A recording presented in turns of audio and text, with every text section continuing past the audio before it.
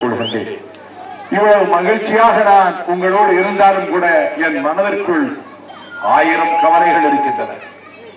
தேர்தலை பற்றிய கவலை எனக்கு இல்லை. அது புரட்சி தலைவி தலைமையிலே 40 தொகுதிகளிலுமே இந்த அணி ஜெயிக்கும். ஆனால் என் உள்ளத்தை வாட்டிக் கொண்டிருக்கின்ற கவலை என்னவென்றால், ஒரு வார காலமாக முல்லைத்தீவில் இலங்கையில் 3.5 லட்சம் தமிழ் மக்களும் உணவின்றி சாகிறார்கள். ஒருவேளை ஒரு குவளை கஞ்சிதான் அவர்களுக்கு ஊட்டுகிறார்கள் வரிசையிலே நிற்க வைத்து. நேற்றும் இன்னும் ஒரு நாளைக்கு 50-60 பேர் பட்டினியால சோறு இல்லாம செத்திருக்கிறார்கள். பெரும்பாலும் குழந்தைங்க, வயசானவர்கள், பெண்கள். இதே நிலைமை நீடித்தால் இன்னும் ஒரு 4-5 நாட்களில் 100 கணக்கிலே மரணம் ஏற்படும் என்று எனக்கு அங்கே இருந்து தகவல் வந்திருக்கிறது.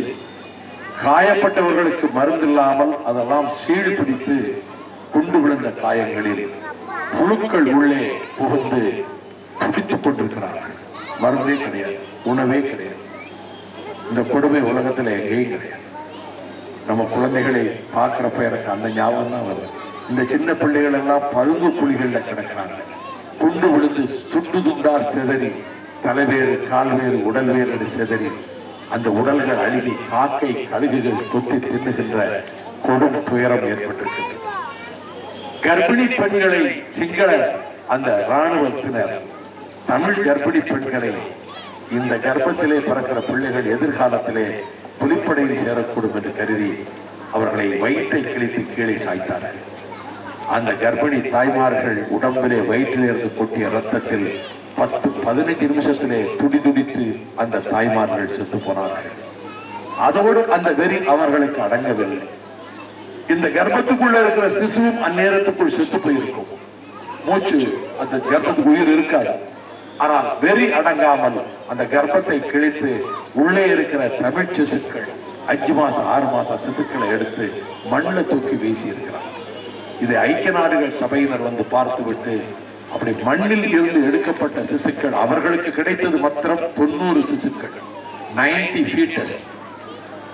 உலகத்துல இதுவரைக்கும் நான் எவ்வளவோ கொடுமைகளை பற்றி படிச்சிருக்கிறேன். ஹிட்லர் செஞ்ச கொடுமைகளை, அந்த சித்திரவதை முகாமை நான் நேர்லே போய் பார்த்துட்டேன் ஜெர்மனியில. ஆனால் இந்த கொடுமை இதுவரைக்கும் எந்த இனத்துக்கும் ஏற்படல. இன்னைக்கு அந்த 3.5 லட்சம் பேர் யாரை பார்த்து அழுவாங்க? கடலுக்கப்பால் எழுகின்ற அழுகையும் கண்ணீரும் ஓலமும் நம் காதுகளுக்குத்தானே வந்து விட வேண்டும். உலகத்தில் இருக்கக்கூடிய தமிழர்கள் இந்த தாய் மடியைத்தானே பார்க்கிறார்கள். அதனால தானே முத்துக்குமார் உள்ளிட்ட 14 பேர் தமிழ்நாட்டிலே தீக்குளித்து செத்து போனார்கள். இந்த கொடுமைக்கெல்லாம் இந்திய சர்க்கார், காங்கிரஸ் தலைமையிலான சர்க்கார் அனுப்பிய ஆயுதங்கள் தானே காரணம். இவர்கள் தந்த டாங்கிகள், பீரங்கிகள், கொடூரமான ஆயுதங்கள் தானே இவ்வளவு மக்கள் சாவுக்கு காரணம். ஒரு இனத்தையே அழிக்க திட்டமிட்டு விட்டார்களே. இந்த கொடுமையை தடுக்க தமிழ் மக்கள் தான் முன்வர வேண்டும். நான் தேர்தலுக்காகவோ ஓட்டுக்காகவோ இதை நான் பேசவில்லை. நாம் 48 வருஷமாக நான் அண்ணாவின் தம்பியாக திராவிட இயக்கத்தில் இருக்கிறேன். என் வாழ்க்கையில் எவ்வளவோ சோதனைகளை சந்தித்து விட்டேன். ஆனால் இன்று இந்த இனம் அழிக்கப்படுகின்ற கொடுமையை எண்ணினால் நெஞ்சம் குமுறுகின்றது. இதயமே பிளப்பதை போன்ற வேதனை என்னை பாதிக்கின்றது. இந்த கொடுமைகளை இவ்வளவுக்கும் காரணம் மத்தியில் இருக்கக்கூடிய அரசுக்கு தலைமை தாங்கக்கூடிய காங்கிரஸை ஆட்டி படைக்கின்ற தலைமை. கேள்வி கேட்பார் இல்லை என்ற நிலைமை. தமிழ்நாடு யுத்தத்தை நிறுத்தி தீர்மானம் போட்டுச்சு திமுக உட்பட எல்லா கட்சியும். இன்னைக்கு வரைக்கும் இந்திய சர்க்கார் சண்டையை நிறுத்திட்டு சொல்லல. உலகத்திலே எல்லா நாட்டுக்காரனும் யுத்தத்தை நிறுத்த சொல்றான், தமிழனை மீது குண்டு வீசாதிருக்கிறார். இங்கே சிதம்பரம் சொல்லுகிறார், விடுதலை புலிகள் ஆயுதங்களை கீழே போட்டு சரணடையட்டும் முந்தாரால் சொல்றார். நான் கேட்கிறேன், ராஜபக்சே தமிழனை கொள்ற ஆயுதத்தை எல்லாம் கடல்ல தூக்கி வீசிடுவானா? அவனை கடல்ல தூக்கி வீச சொல்லு. நீங்க கொடுத்த ஆயுதம் வச்சு தமிழனை கொல்லுமா? தமிழன் தற்காப்புக்கு வச்சிருக்க ஆயுதத்தை கீழே போடணுமா? இந்த தமிழ் மக்கள், தமிழக மக்கள் இதை சிந்திப்பாரா? இன்னைக்கு இந்த நிலைமை, அந்த மக்கள் நம்மைத்தான் நம்பி இருக்கு. நம்ம யார்? நம்ம தவிர யார் அவங்களை காப்பாற்றுவாங்க? நம்ம உலகத்துக்கே சோறு போட்ட ஒரு காலத்துல தனி ஒருவனுக்கு உணவு இல்லை எனில் இந்த ஜெகத்தையே அழிப்போம் என்றார் கவிஞர். இன்னைக்கு லட்சக்கணக்கான மக்கள் சாகுறாங்க. நம்மால இங்க இருந்து உணவுப் பொருள் அனுப்புறோம் விளம்பரம் போடுறாங்க. ஒரு பிடி சோழங்க போகல, எல்லாம் சிங்கள நாய்களுக்கு போய் சேர்ந்துருக்கு. இதுதான் உண்மை. ஆகவே என் அன்புக்குரிய பெருமக்களே, விவசாயிகளுக்காக குரல் கொடுத்தேன், தொழிலாளிகளுக்காக குரல் கொடுத்தேன். உலகத்தின் எந்த மூலையிலே தமிழ்நாட்டிலிருந்து போன ஒரு தமிழனுக்கு மலேசியாவிலோ சிங்கப்பூரிலோ அரபு நாட்டிலோ துன்பம் என்றால் அதை தடுப்பதற்கு போராடி மீட்டுக் கொண்டு வந்தவன் இந்த வைகோ. என் தொகுதியில் எம்பியாக இருக்கிற பொழுது கட்சி கொடிகளையே கட்டாமல் மருத்துவ முகாம்கள் அமைத்தவன். 65,000 குழந்தைகளுக்கு மஞ்சள் காமாலை தடுப்பூசி முகாம், ஒரு ஊசி 500 ரூபாய், 3 ஊசி போட்டோம். நடக்க முடியாத இப்ப ராஜேந்திரனுக்கு நடக்க முடியவில்லை. அவர் புரட்சி தலைவருக்காக இருந்து அதை ஒரு பாதிக்கப்பட்டு இன்றைக்கு அவருக்கு நடக்க முடியல. அவர் எனக்கு வரவேற்றார். இது போல என் தொகுதியில் இருந்த 18,000 பிள்ளைகளுக்கு மறுவாழ்வு கொடுக்க நான் 3 முகாம் நடத்தினேன். சின்ன பிள்ளைகள், ஊனமுற்ற பிள்ளைகளுக்கு ₹1,00,000 ஆபரேஷனை இலவசமாக செஞ்சு 8,005 பிள்ளைகளை நாங்க நடக்க வச்சிருக்கிறோம். கட்சி கொடியெல்லாம் நான் கட்ட அனுமதிக்க மாட்டாங்க. ஏனென்றால் ஊனமுற்றவர்களுக்கோ குழந்தைகளுக்கோ அவர்கள் பெற்றோர் எந்த கட்சியை சேர்ந்தவர்களாக இருந்தாலும் எனக்கு ஓட்டு போட்டாலும் போடாவிட்டாலும் அதை பற்றி எனக்கு அக்கறை இல்லை. ஆனால் ஜாதி மதம் கட்சி அனைத்துக்கு அப்பாற்பட்டு பாடுபட்டாலும் உழைத்த தொண்டருக்கு, உழைத்த அதிமுக தொண்டருக்கு, உழைத்த தொண்டருக்கு ஒரு கஷ்டம் என்றால் வைகோ ஓடி வந்து நிற்பார்.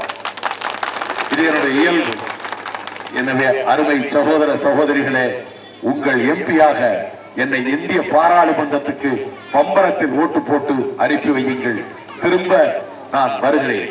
ஒவ்வொரு ஊராக ஒவ்வொரு பகுதியாக வந்து உங்கள் குறைகள் கோரிக்கைகளை கேட்டு என்றைக்கும் உங்களுக்கு ஊழியம் செய்வதற்கு வைகோ தயாராக இருக்கிறார் என்பதை எடுத்து கூறி நீங்கள் அன்போடு தந்த வரவேற்புக்கு குறிப்பாக இந்த வாலிப வேங்கைகள் அவர்கள் ஒரு முடிவெடுத்து இந்த தேர்தல் களத்திலே ஆதரிக்க முன்வந்த அவர்களை நான் நெஞ்சார பாராட்டுகிறேன்.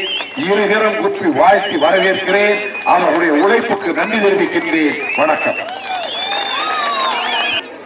மறுமலர்ச்சி திராவிட முன்னேற்ற கழக வேட்பாளராக விருதுநகர் நாடாளுமன்ற தொகுதியில் பம்பரம் சின்னத்தில் போட்டியிடுகிற என்னை ஆதரித்து இன்றைக்கு இந்த தேர்தல் பிரச்சாரத்திலே பங்கேற்றிருக்கின்ற அண்ணா திராவிட முன்னேற்ற கழகத்தின் திருப்பரங்குன்றம் சட்டமன்ற உறுப்பினர் எனது அன்பு சகோதரர் போஸ் அவர்களே, ஒன்றிய கழக செயலாளர் அருமை சகோதரர் சுப்பிரமணியன் அவர்களே, மாவட்ட கவுன்சிலர் அன்புக்குரிய மாயாண்டி அவர்களே, அதை போல இந்த சுற்றுப்பயணத்திலே கலந்து கொண்டிருக்கின்ற கூட்டணி கட்சிகளினுடைய நிர்வாகிகளே, தாய்மார்களே, பெரியோர்களே, விவசாய பெருமக்களே, மாணவ செல்வங்களே, உங்கள் அனைவருக்கும் என்னுடைய சிரம் தாழ்ந்த வணக்கம். மே 13ஆம் தேதி நடைபெறப் போகிற பாராளுமன்ற தேர்தலில் நீங்கள் எனக்கு பம்பரத்திலே வாக்களித்து உங்கள் எம்பியாக என்னை டெல்லிக்கு அனுப்பி வைக்க வேண்டும் என்று பணிவோடு வேண்டிக்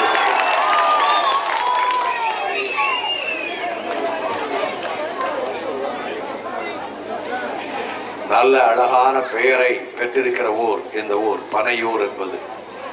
ஏனென்றால் மரங்களிலேயே எவ்வளவு வறட்சியையும் தாங்கிக் கொண்டு தன் உடல் முழுக்க அனைத்தையும் மக்களுக்கு தரக்கூடிய மரம்தான் பனை மரம்.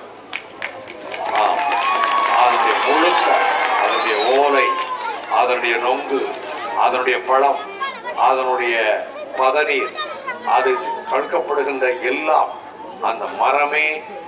இது தமிழர்களுக்கு உரிய மரங்களில் வேப்ப மரத்தை போல பனை மரம் தமிழ் மக்களுக்கு உரியது. ஏழ்பனை நாடுதான் கடைசியிலே அது யாழ்ப்பாணமாகிவிட்டது. இன்றைக்கு தமிழ் மக்கள் கொண்டு குவிக்கப்பட்டு 3 லட்சம் மக்கள் பட்டினியால் செத்துக் கொண்டிருக்கிறார்கள். நான் சித்ரா பௌர்ணமி நெருங்குகிற நேரத்தில் உங்கள் கிராமத்துக்கு இன்றைக்கு நான் வந்திருக்கிறேன். உங்கள் கோயிலுக்கு என்னை அழைத்து போனீர்கள். அங்கே பெரியவர்கள் என்னை ஆசீர்வாதம் செய்து என்னை நீங்கள் அனுப்பி வைத்தீர்கள். இந்த சூழலில் என்னுடைய மனதிலே ஏற்படக்கூடிய எண்ணம், ஒரு காலத்தில் பாண்டிய மன்னர்கள் வேப்பம்பூ மாலை அணிந்தனர், சோழ மன்னர்கள் ஆத்திப்பூ மாலை அணிந்தனர், சேர மன்னர்கள் பனம்பூ மாலை அணிந்தனர். எல்லாம் பழமை. இன்றைக்கு நம்முடைய தாய்மார்களும் குழந்தைகளும் அங்கே வதைபட்டு சாகிறார்கள், குண்டடிபட்டு சாகிறார்கள், நாதியற்று சாகிறார்கள். இதற்கெல்லாம் இந்திய சர்க்கார் அனுப்பி வைத்த ஆயுதங்கள், அதற்கு தலைமை தாங்குகிற காங்கிரஸ் கட்சியினுடைய தலைமை ஆட்டு வைக்கின்ற காரணத்தால் இந்த கொடுமையா